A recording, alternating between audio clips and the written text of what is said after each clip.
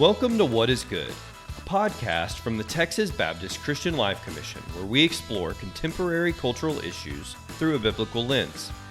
Micah 6:8 says that God has told us what is good, that we're to do justice, to love kindness, and to walk humbly with Him. So whether you're seeking a better understanding of how to live that out, or you're just curious to understand a Christian perspective of what's happening in our culture, we hope that you'll find today's conversation helpful as we discuss what is good. Hello and welcome. Thank you for joining us for the podcast where we don't talk about what's meh, where we don't talk about what's slightly above average, where we talk about what is good. We've got all of our directors here today. I'm going to go around and introduce each of them. I'm our Director of Public Policy, John Litzler, and I am the host for today's episode. We have our Director of Ethics and Justice, Dr. David Sanchez. Hi, David. Hey, John. How are you today? I am great. Thank you. And we have our Director of Hunger and Care Ministries, Dr. Irene Gallegos. Hi, Irene. Hello. And as always, our intrepid leader, the Director of the CLC, Dr. Katie Fruget. Hi, Katie. Honestly, how much pressure were you feeling to get that name right? A lot. It's always a good podcast when you start off by not mispronouncing your boss's name. I love it. I love it so much. That was a great Fruget. The accent, the emphasis, all of it was perfect. I've been practicing. 10 out of 10. DL needs to listen to this episode, but not the first one. Yes. I'll be sure to tell him. Yeah, so let me start by asking you guys about a time where maybe you were really hot or where you were really cold. And would you rather be too hot or too cold? I feel like people have different takes on that. Some people, depending on kind of their natural temperature, have very strong opinions about whether it's better to be too hot or too cold. I saw when it was like below freezing for all of 24 hours this winter, people saying, say what you will, but 105 degrees is better than this. Like Texans were dying because it got below 32 degrees. So what are y'all's thoughts on that? I am definitely on the I would rather be too cold bandwagon. I don't like being hot. I don't like to sweat. And I'm just on the side of I would rather just layer up, put on more clothes than take off and still be hot. Well, Irene just ruined my theory because I was wondering if native Texans are just more naturally thin blood, because I would rather be hot every time. Like, I'm that when it gets cold out, like I get cold in my bones. I don't understand how people live in frigid temperatures willingly, intentionally, like in certain places of the world. So I would absolutely rather be too hot. I don't know. I think at some point you just get immune to it and it just feels much more comfortable for me. You know, I've played tennis in 110 degree weather, like when the sun was at its peak. And this was like in my 30s. I like hot weather. I'm not sure why, but I also enjoy sweatshirts. So, but I'll wear a sweatshirt even like if it's in the 80s, like as long as I can, survive. I'd much rather have a cozy, comfy sweatshirt on. All that to say, I'd rather it be hot than cold. But you also asked us what's the hottest or coldest we've ever been. And back when I was in high school, I remember one time I was on the swim team and we had to swim, but the heater had been broken for the pool. Now the pool water was only in the low 70s, like 72. But 72 air and 72 water are completely different. 72 water is being surrounded by evil that is constantly just trying to suck the heat out of your body. And for the entire time you're in that water, you're just doing your best to move to try and stay warm, but you're moving through more water and you're dispensing more of the heat from your body during that time. And that was the most miserable I've ever been. So I feel like Katie's right. I feel like most Texans prefer to be too hot rather than too cold, but I'm on Team Irene. I would much rather be too cold. I've got kind of the crude philosophy that you can always add more layers. You can't always remove layers, and I would much rather be too cold than too hot. Y'all, I got to tell y'all this one time. I was climbing Pikes Peak, which is what people who climb mountains call a 14er, these 14,000-foot peaks. And it was my dad, my brother, and I was a teenager, so I was younger and in better shape than now. But it was cold in the morning when you start, and my dad and brother brought jackets, and I didn't, because I was like, no, the sun is about to come up in about half an hour, and because you have to start early in the morning before the sun comes up if you're going to do it all in one day and not camp out on the mountain. And I'm going to get hot. I'm going to hike. I'm going to be climbing. I'm going to be doing exercise. We're going to be walking, miles up and down this mountain. I'm going to be hot. So I did not bring a jacket. Well, it was an overcast day. The sun did not come out. Of course, you're on this mountain several thousand feet up above sea level. And I got so cold, I thought I was going to get like hypothermia. Like I could not get warm for days afterwards. I was so cold. So Katie and or that Irene, is why being hot is better than being cold. It physically hurts to be cold. or just don't be a stupid teenager and bring a jacket. I don't know. So Katie or Irene, what's the hottest or coldest you ever remember being? To Katie's point of that, it just hurts her bones. I think I have started sweating sometimes in Katie's office of how warm it can get. And so I touche. Not untrue. I can't even do that. The hottest, my sister's wedding was in a sunken garden, end of May. I had literal burns on my feet from the satin shoes I was wearing. It was insane. And the coldest, certainly, I would say during the unexpected winter Uri snowmageddon that we had, are with the blackouts in our house getting just really cold. But we layered up. I've got a picture of Viv, y'all got to see if I haven't shown you, where she's just covered in every blanket we own on the couch during Uri, trying to stay warm. Oh. I'll have to send you the picture of Caleb too. So I was born and raised in Texas, but when I went to college, I went up to Tennessee. And that was really the first time I experienced like real winter in a way that was fundamentally different than anything I'd ever experienced in Texas. And one night, I didn't think to check the weather or anything like that. A friend group of mine decided to go camping. And it happened to be the first night the first real winter front was coming through in Tennessee. And in about a 5-hour period, the weather dropped about 40 degrees. And we had nothing. Like we had tarps because we were going to open air tent. It was going to be this really cool college experience. So we were wet. We were about 5 miles away from the nearest road or car or anything like that. And it was too dark to hike back. And so with a bunch of relative strangers, we all decided to like huddle together for warmth just to survive out the night, to like make it to daybreak and like hike back in. And it was the most awkward and cold I've ever felt, and made for really funny memories, but it was not funny at the time. Wow. So cold will force you together with strangers. With the heat, you can just spread out as far away from them as Exactly. you want to. So maybe it's an introvert-extrovert question? I don't know. Well, thanks for sharing your stories. And, they're serious. When I think back to that time, like I start shivering, or when I hear your stories, I start sweating. So they're serious, but at the same time, they're kind of funny. And none of our stories were life-threatening. Like none of us mentioned having to go to the hospital for treatment or anything like that. So I apologize a little bit for what will probably be a pretty serious tone shift, but our conversation today is a little bit heavier. We're talking about the lack of heat and air conditioning in so many prisons across Texas. And what's different for prisoners, obviously, is that they're incarcerated and they can't leave their circumstances. There's nothing they can do to escape the heat or the cold the way that we could, where you go to a different setting, you get back to someplace warm or get back to someplace cool. They're incarcerated and they're stuck there all day, every day. So in Texas, there's a requirement for county jails that they maintain a temperature in the facilities, all the time, that's not less than 65 degrees and not more than 85 degrees Fahrenheit. There is no similar requirement for state prisons in Texas. That's just in county jails. So there is no similar law. And as a result, over 2/3, almost 70% of Texas prisons don't have central heat and air. Some of the buildings are older. Some of our prisons were built before there was central heat and air, and they never got put in. But that's the conditions in a lot of our prisons, is that there's no central heat and air. Obviously, we talked about Uri and how cold it got for days on end when we didn't have any kind of heat in our homes. All it takes is one summer in Texas to realize how hot it can get in those prisons when temperatures get over 100 degrees outside. When you have air conditioning, if you don't have air conditioning, it can get up to 120, 125 degrees. And when I talk to lawmakers about this issue, one of the things they say is, well, it's not an issue that Texans really care about. Nobody's blowing up our phones or writing us letters about it. And I'm not sure that's true. I think it's an issue Texans don't really know about it, because I talk to lots of people who don't know, And once they realize, they are shocked and appalled, and they absolutely care. They just didn't know.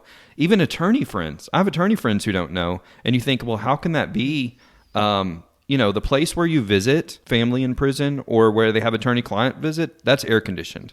It's the living quarters that aren't air-conditioned. And that's where guests don't get to go or where attorneys don't get to go. And so a lot of people don't know. So that's kind of the history in the state of air conditioning in Texas prisons. And I want to share with you guys a quote from a Russian journalist and novelist who lived in the 1800s. Most people have probably heard of him. He's pretty famous. His name is Fyodor Dostoevsky, and he's the author of Crime and Punishment and the brothers Karamazov and some other popular important works you may have heard of. And he once said this: "The degree of civilization in a society can be judged by entering its prisons." And so my question to you is, do you agree with that? Do you think there's some truth to that quote? And to the extent that there is truth within that quote, if that's true, what does that say about the state of our civilization in Texas, given that we don't have AC or heat in up to nearly 70% of our prisons? I want to start by saying that, thank you, John. This topic is very important. And as we've mentioned on other episodes, thinking of society at large and not only our own personal connections to situations and circumstances, but looking at how this impacts others. I think that quote is just very telling. I think one is asking, have we entered a prison? I've entered a prison on a visitor end by having a family member who's been in a Texas prison. And yes, the areas that visitors are in have air condition, and it's very different, and it's a relief, honestly, when an inmate gets to even be in that area. But those who receive visitors are far and few. It's between those who don't get visitors. And so I just think if we consider prisoners who are marginalized, who are among, if you will, the least of these, then are we viewing them with the same level of human dignity despite crimes? I think that to what level do we execute that punishment because of their crime? Irene, if you're willing to share, the family member that you visited, was that person in a prison facility that was air conditioned or that was not air conditioned in the living quarters? Not. And for my understanding, at least with some people who are in the system for a few years, you also quite often you get transferred to different units. And so I would even say that one of the units that my family member was in was an agricultural center. So they typically have jobs. You don't just sit around all day. You have to do some type of job.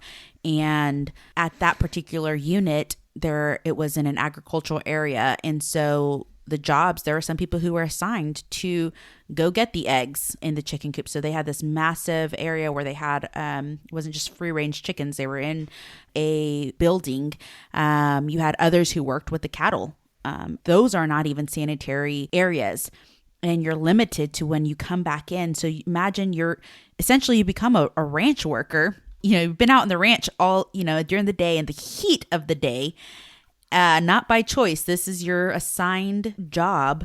And then you come back in, and ideally for, a rancher, at the end of the day, you want to clean up. And sometimes because of limitations and restrictions, you can't. And you're just continued to be in that filth with added heat inside the facility as well. So there are some pretty severe circumstances for inmates and the workers as well. John, I wonder if Dostoevsky was speaking from the experience of his own country, or how many other countries he may have gone and visited their prisons. I read that quote and I immediately thought about the Uyghurs being kept in China and the conditions that they are in. Those conditions 100% say you are not human. You are less than human. You are a lesser race than the Han Chinese. You are of less importance to us. You are a threat to us. So we're going to destroy your culture. We're going to destroy your entire people group. Yeah, I was reading a book of a woman who escaped from that situation, and she talked about one day where they were given a shot and they were told that shot was like for vaccinations. And then after all these women were given that shot, they stopped having their periods. They had been sterilized. And I know it's going a bit darker and a bit further than you meant to, but nevertheless, it just makes me think, like, when you start thinking of the people in a prison system, not as people, but as cattle or something, or as just as animals, then you can justify this type of horrific behavior. So I want to talk about, I think to a lot of people, putting AC in Texas prisons probably seems like something that's common sense. And one of the questions I get sometimes is, why not? What's the argument against it? So I want to share some of the arguments against it and see if you guys find any of them compelling. Two of the big ones are just the cost, right? I mean, we live in a fiscally conservative state, and to go back and retrofit old buildings to put in air conditioning will probably take about $1 billion.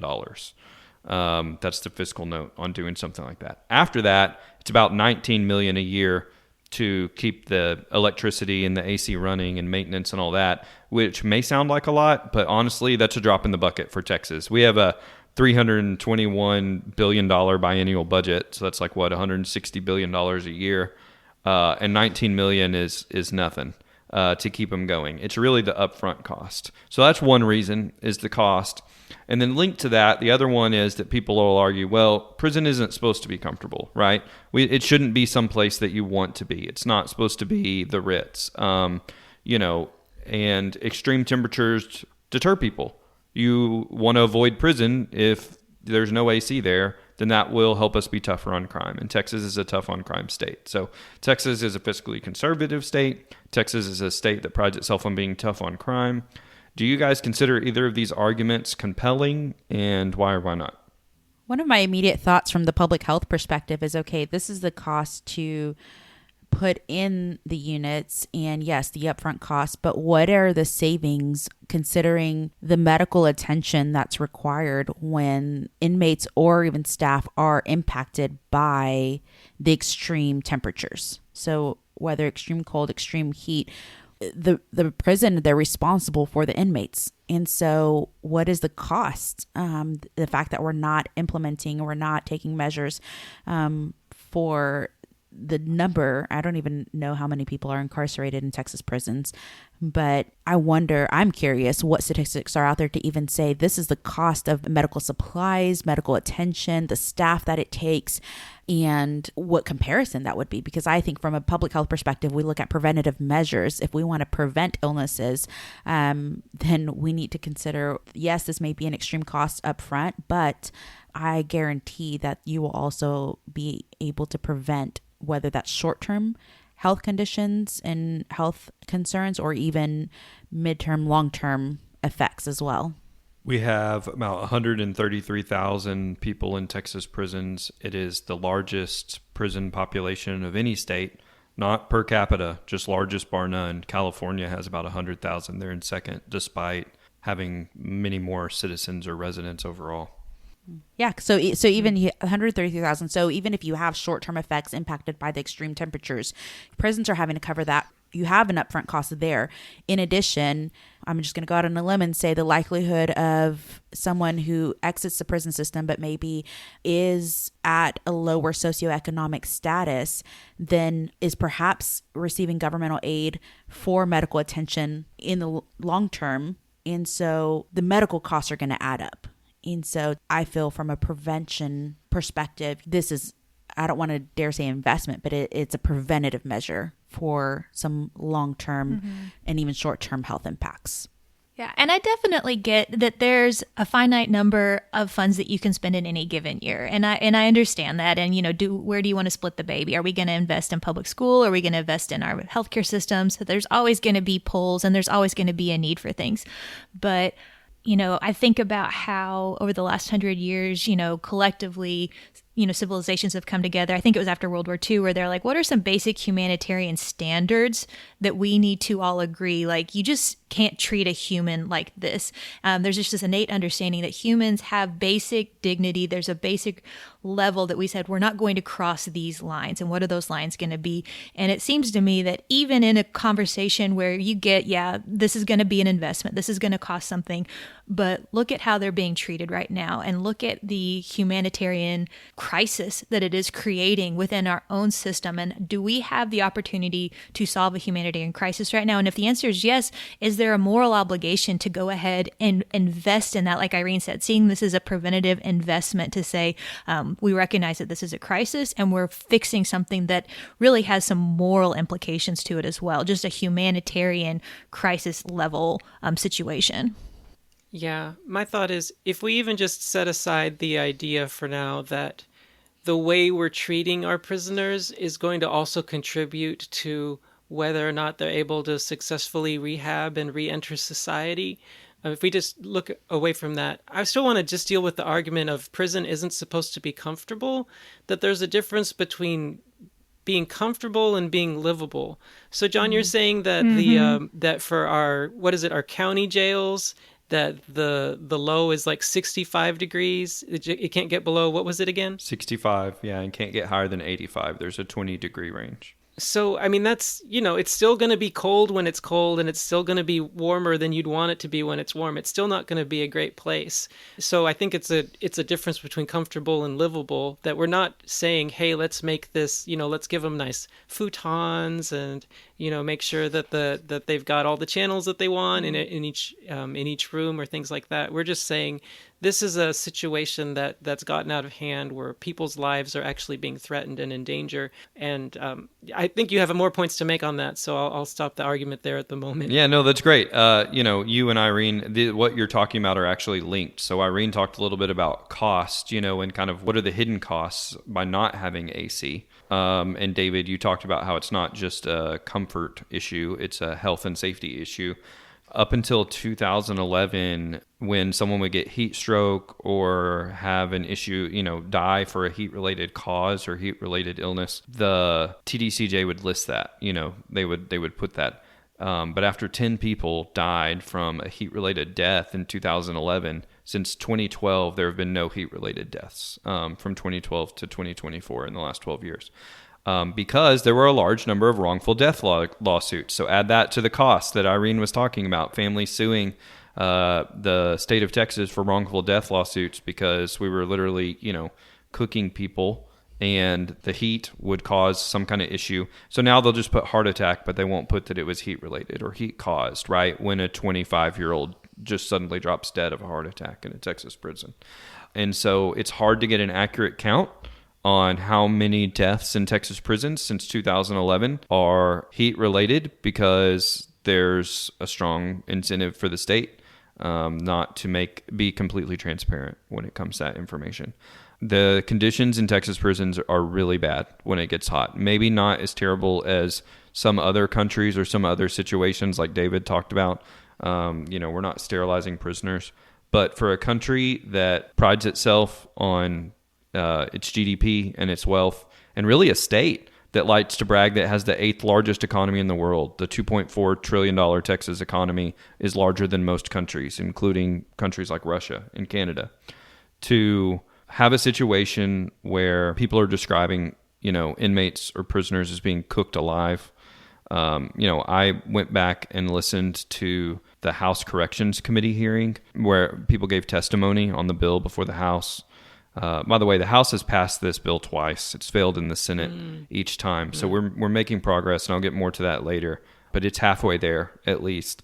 And there was about $300 million of that $1 billion I said we needed appropriated in the House budget. So it would have been a really good start on getting a lot of this work going.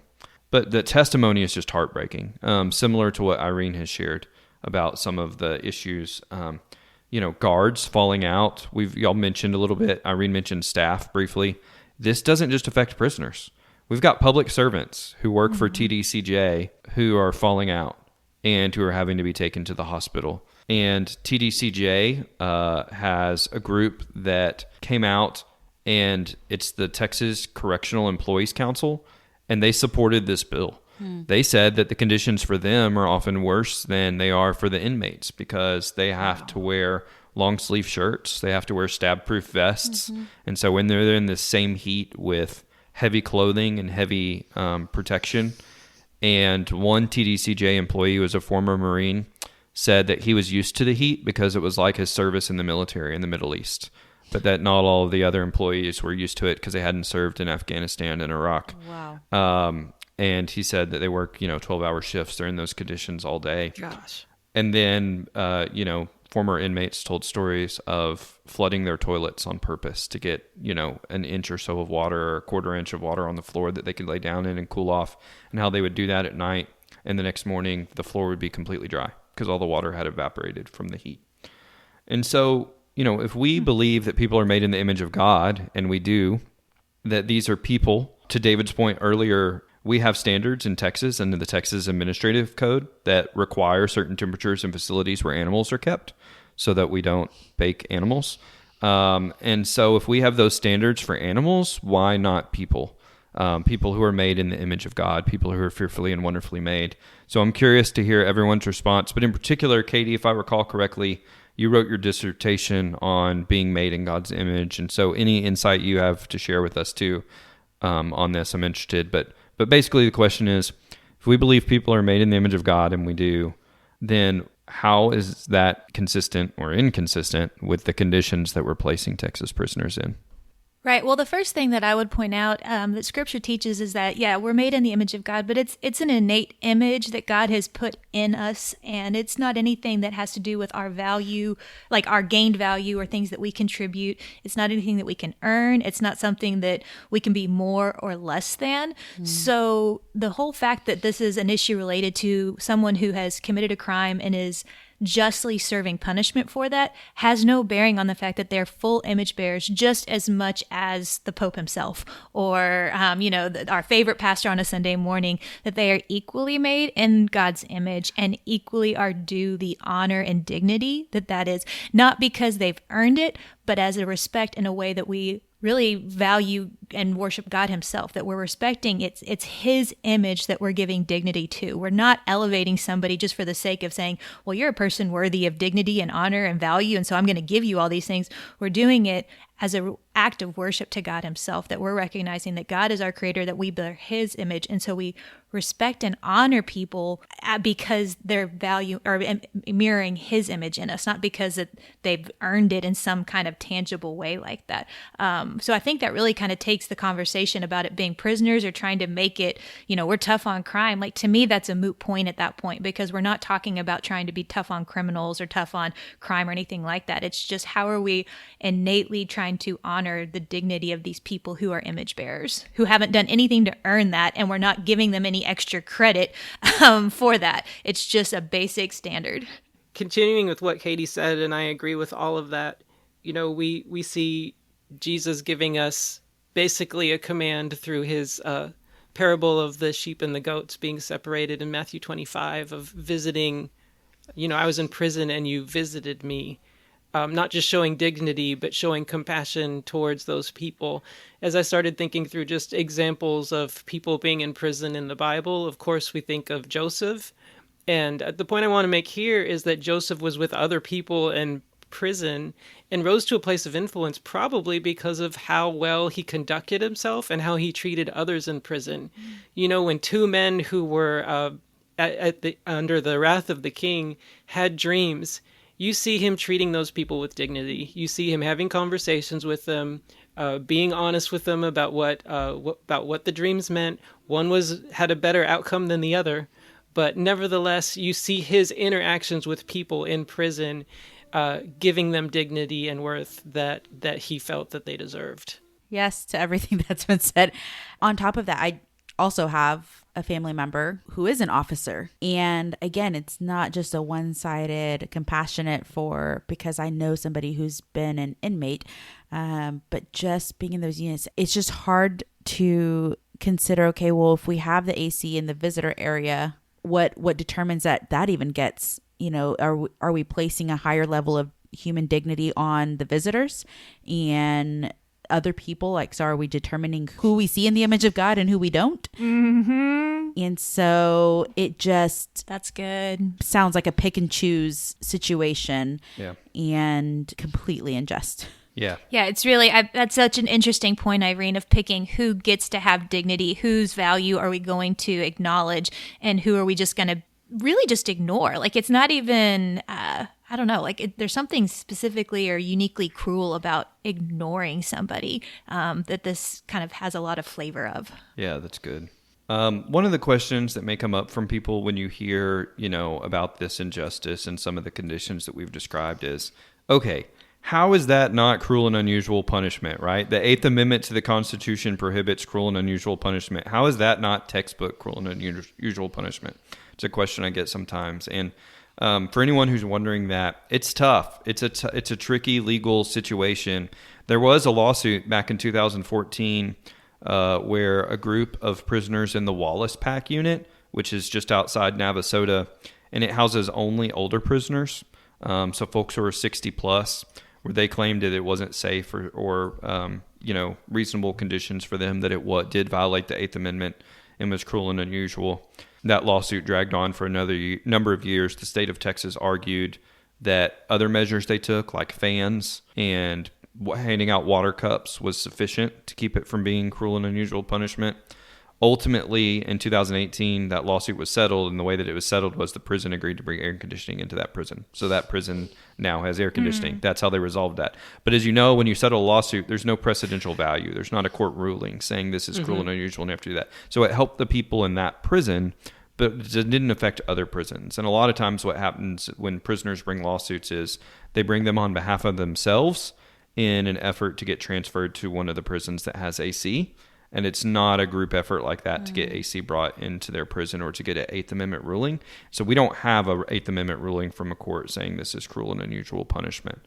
We haven't seen a case get all the way to that stage. I don't know if y'all know Bernie or are familiar with the movie Bernie, about the man in East Texas who was caring for a lady. Oh, all right. I recommend the movie Bernie to you. It's dark. Y'all need it's to dark see comedy. this. If you want to understand East Texas, you need to see the movie Bernie. Jack Black, one of his best. Matthew McConaughey as the DA.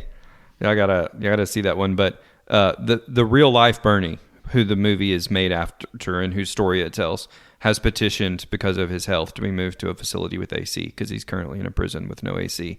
And that's what we normally see, is an individual petitioning to get moved. So that's the answer to the reaction of surely this violates the Eighth Amendment. And so related to that, and related to being made in God's image and the terrible conditions that people go through, we've also talked about how being pro-life is a holistic thing. Yes, we are pro prenatal life and babies in the womb, but we're also for life outside of the womb as well. And we've talked a bit, and we'll talk more about the mental health crisis that our country faces, because it's raging on, and we've got a suicide epidemic. And so I just want to share some statistics with you and get your reaction to them. Here are the number of suicide attempts. This is from 2019 for those incarcerated in Texas prisons. In May, 168, June, 174, July, 212, and August, 185. And so if you look at that average over that 4-month span of May to August, it's 185 suicide attempts a month. Okay, so now compare that to the 4-month period after summer. That's fall and winter in Texas. September 21, October 12, November 14, December 11. An average over that 4-month period of 15 suicide attempts a month. Way down from what it is in summer. Now, I acknowledge that is a 1-year sample size of 2019, and that the temperature at that time and the number of suicide attempts in those months is correlation. We're not proving causation here. But how do you feel about those suicide statistics in summer versus fall and winter months in Texas? When you compare even those, so you said 2019, when you last said that in 2011 or 2012 was the rates declined as far as the recorded deaths in Texas prisons. So to me, already, no matter what they report, I feel like it's a faulty reporting even, because we know that the reporting changed after these lawsuits in 2011 or 2012 that you mentioned previously. And so, but certainly, I mean, and it's not just in Texas prisons, but violence in general, I think, increases in high heat conditions. And so you have people for XYZ reasons. In some units, you're with people with a similar offense. And so I can't imagine the area where you have more murders and people who are charged at least with murder, the violence that might even happen in that facility, in that area. And so, yes, sadly, it's not surprising, but it's just playing on the numbers. Okay, if I take even the highest, 212, well, in comparison to 133,000, it's not really that much, but that's 212 lives. And if we even consider per every inmate, there's about at least 10 family members that are connected and impacted, then that's 2,000 people, 2,000 lives that you're impacting if that person would have died. And so, again, not even considering the inmates, the victims themselves, but you have hidden victims from the criminal justice system. And those are the family members that are related to inmates. And so when you hear this, to me, it has to be heartbreaking, again, because because we are for human dignity, but also just going back to the pro-life concept, and we care about the life from conception, from the beginning, throughout, then again, it's not just the inmates being impacted, but you have family members, those hidden victims who are impacted because of these. And so, and going back to the public health preventative measure and the cost of, so we touched on the physical cost, but then afterwards I was even thinking, what are the psychological impacts and the psychological costs to these extreme conditions as well? Yeah. Because it's beyond the physical. It definitely goes into the psychological impacts and how to even come up with the cost of that impact. Yeah, that's good. It's hard to rehabilitate anybody when you're being baked like that. I think one thing y'all have heard us say several times in previous conversations and in our pro-life conversation we had on the podcast is one of the things that we're really trying to work towards is a culture of life. So yes, we are pro-life, but we also want to grow and expand just a culture of life. And that would really expand into a whole lot of different arenas. But this certainly is one of them as well, that there's just no way to have a conversation about pro-life priorities and different ways to advance a pro-life position without being deeply, deeply concerned about numbers like this. When you see, like you said, correlation is not causation. So I'm not going to go that far. But anytime you see such a strong jump, I think anybody who wants to support a culture of life, that should cause a significant pause and say, this is troubling, this is concerning, this is clearly not cultivating what we would call a culture of life, even just from a rehabilitation standpoint. Like you said, how can you rehabilitate somebody who's being baked to death? So I think for anybody who really does want to see a culture of life in Texas, this should be concerning to them.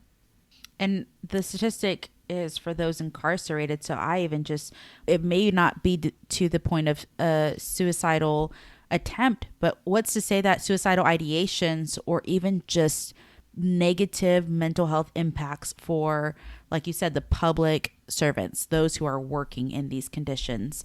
And if we're in favor of, well, we need prisons, well, guess what? We need people to staff them. And what are the conditions that we're providing? What are the workable conditions that we're providing these public servants? Yeah, that's such a good word, Irene. We talk about teacher shortages and that kind of thing in certain fields where people aren't being compensated adequately and they're more and more put on their plate.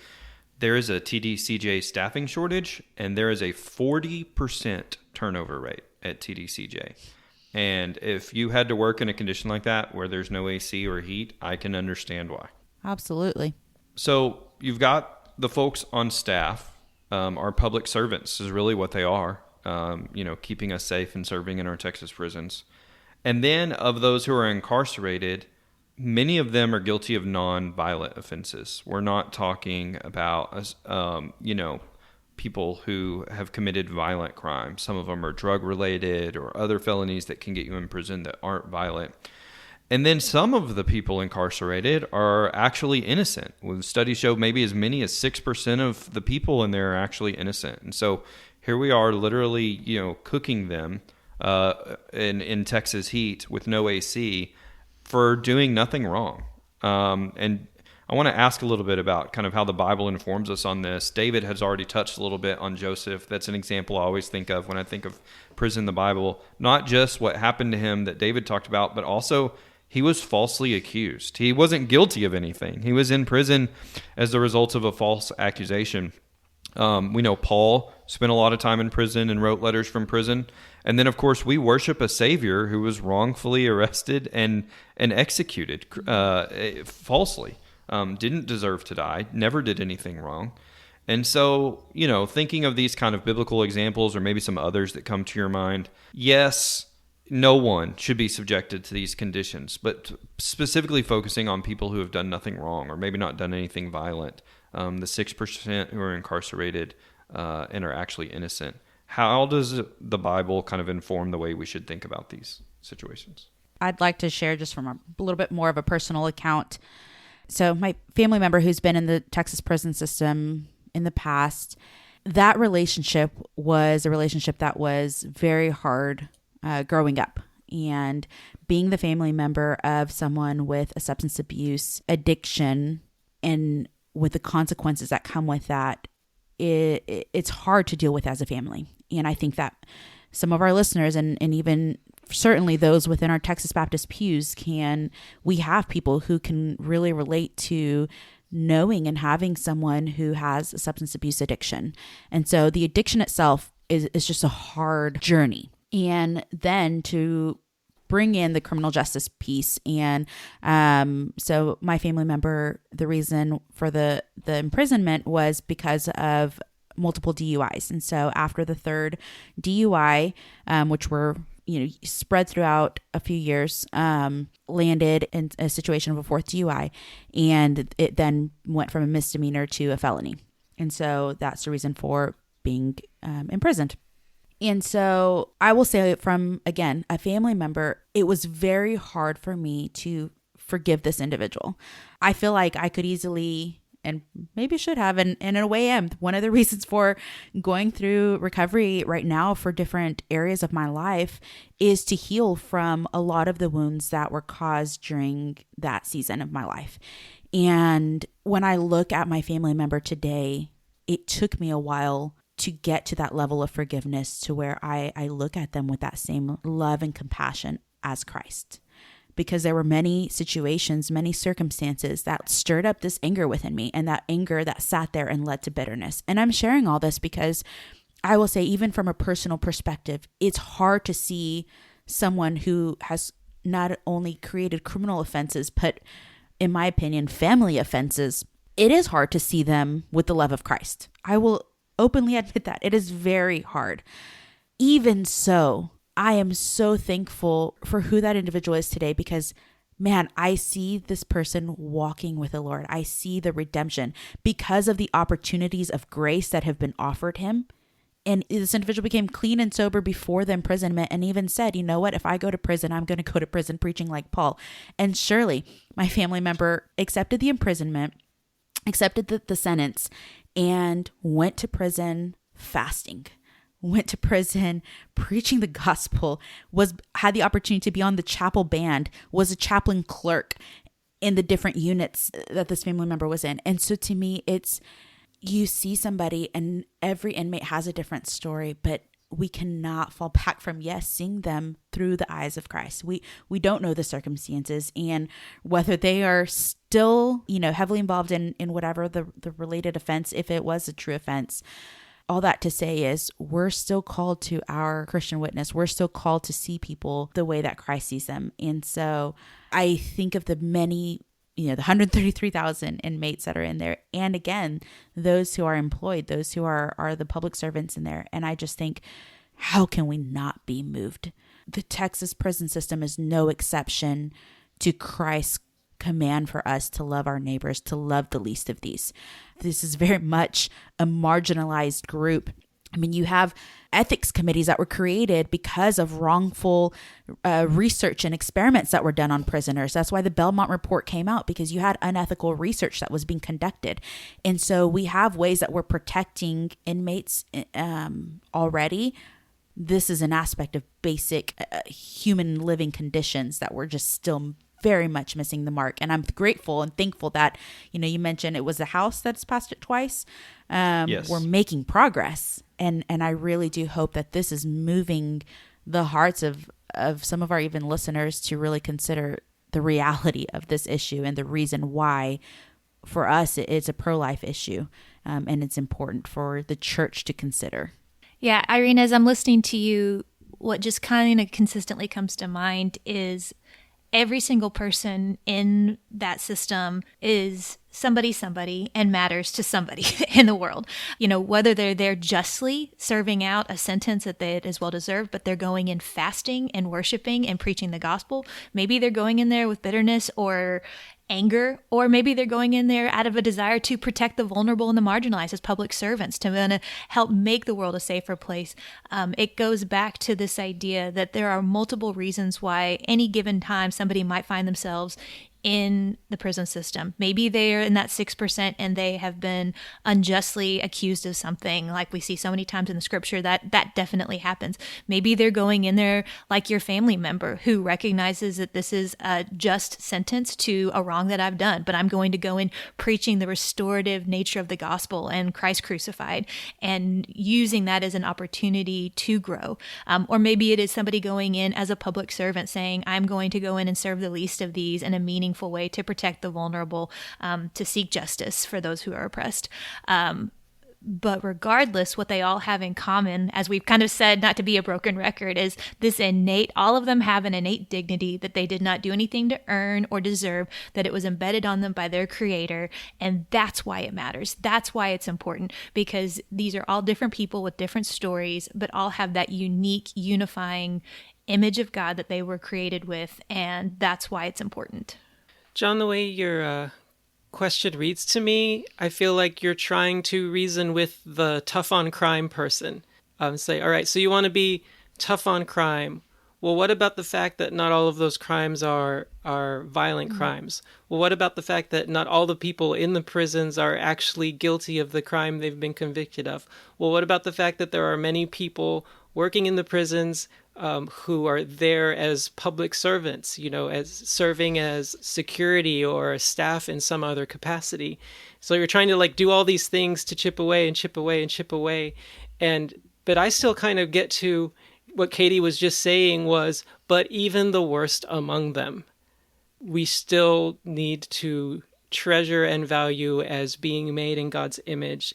And I love how Jesus on the cross is sort of a microcosm of what our entire lives should be like not only dying for our sins and putting our own salvation, before his comfort in that moment. So just the example of self-sacrifice, but then also his example of no vengeance. Here are these people cursing him while he's there, and while being slandered, he uttered no threats, as 1 Peter 2 says, but he kept entrusting himself to God. So this example of trusting God and leaving vengeance in his hands for those who want to make prison a second, a vindictive, a vengeance sort of thing. That's a model for us. But I'm going to go even a step further. Jesus on the cross forgave someone on a cross hanging next to him. Someone who probably deserved to be there. While he did not deserve to be there, Jesus spoke to him.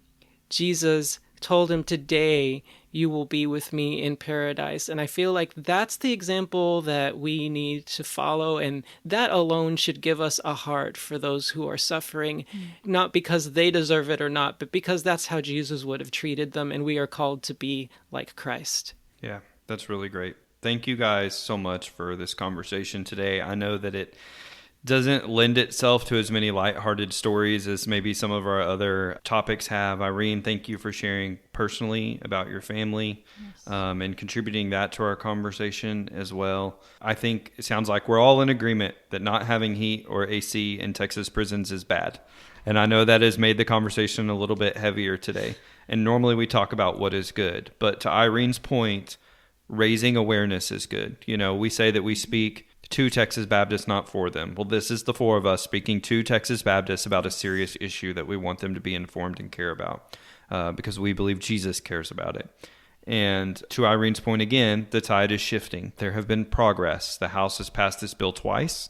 We are making progress. We're going to work and advocate for the Senate to pass it. That $300 million in the budget for it last time was a big success. We had a surplus last session. All indications are Texas will have a surplus again. We'll have the money there again to give it another shot. So that is good as well. And so talking about this and engaging in this discussion together is good. So, as we always do at the end of every podcast, let's talk about what else is good. Katie, what is good? Well, I'm just going to do a shameless mom brag and share with you all that we recently found out that my 12-year-old daughter, Eve, who is just an incredible kid all the way around, but she was selected to have her art displayed in the Fort Worth ISD art show. And super proud of her. She is ridiculously talented. She makes things that I can't even imagine. And I can't wait to see her art on display, along with a lot of other very talented Fort Worth ISD students. All right. That's so cool. Irene, what is good?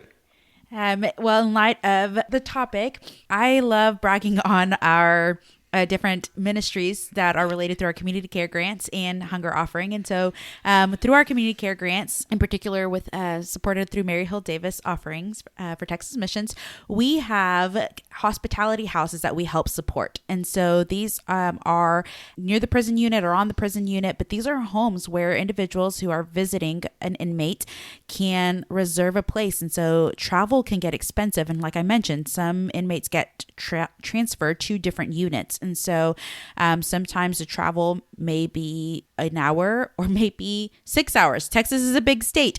And so so one, it's the travel cost, but then to actually have somewhere to stay, that's a whole nother expense. And so these hospitality homes offer an opportunity for different family members to be able to have a place to stay or be welcomed. And so I'm very grateful for the existence of our hospitality houses, but then also for the people, our volunteers and wonderful staff that are there to welcome the families and be that light for them. That is wonderful. I'm so grateful for our community care grants and our Texas Baptist Hunger Offering. And I know that this is an audio medium, and so you can't see, but David's got his Texas Baptist Hunger Offering stuff right behind him, and I just love getting to see it as we're recording. So David, tell us what is good. I was afraid Irene was going to steal mine when she started out talking about the ministries that we get to partner with and be proud of, because part of the Center for Cultural Engagement is our chaplaincy relations program, and we train chaplains who go into our Texas prisons. And I'm just so grateful and thankful for them and the work that they're doing. That's not easy work. You know, God has chosen a specific type of person for that type of ministry. And I'm just glad that it's something that as Texas Baptists we support and get to be a part of and get to hear those stories. Let's give a shout out to Greg Shanfish, who is one of our colleagues who is also a prison chaplain, but also a Texas Baptist employee. So we gave a shout out to another colleague last recording. So Shout out Greg. John, what is good? Okay, what is good is just I am thrilled by the ministry that God is doing in Dripping Springs through our church, not just through our church, but through other churches as well. Man, talk about a field that's just ripe for inviting people to church. I feel like there was a time where the culture around Texas was everybody claimed to be Christian and said they went to church even if they didn't really. That's not the case anymore. You ask people if they have a church home and they're like, no, I don't go to church. And so what a great opportunity to tell people about your church and about Jesus. We just opened up our Vacation Bible School registration not more than 12 hours ago, and the 4-year-old class is full. Wow. So, yes. P.S. That's an awesome video. If you follow John on socials, you definitely want to go check it out. I did not get wet, and that is what is good. Or cold or hot. Or cold or hot. Well, thank you guys for listening to another episode of What is Good, a podcast from the Texas Baptist Christian Life Commission. We appreciate it, and we'll see you next time.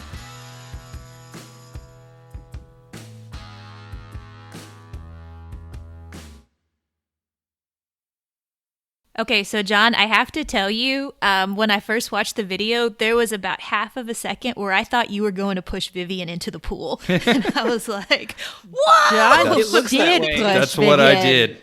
Yeah. I hip checked her. I hip checked her right into the pool. Was that planned though? You put... Yeah, she knew. Okay. She had her, if you go back and watch, she has her goggles on and everything, and she's ready to go. I thought so. Okay. I thought it was planned. She still played it well. Yeah, she did. Yeah. I thought it was like I'm going to pretend to do this and then not. And I was like, did you really just plunge your daughter into the pool? Yeah, I did. And she wanted me to. I mean, that was part of the bit. I can't imagine how Good cold deal. it's still, that water. Nope. She loves it. everyone else is shivering, and she thinks it's just the greatest thing. She comes out with her lips all blue. So I'm not cold. I know that. My kids do that. Who haven't done anything to earn that, and we're not giving them any extra credit for that. It's just a basic standard. I had muted my mic because my daughter was playing Ode to Joy on the piano. nice. So Katie, imagine you're giving this impassioned speech, and it behind you is Dun, dun, dun, dun, dun, dun, dun. I love it. It was very I was feeling very patriotic towards the kingdom of God.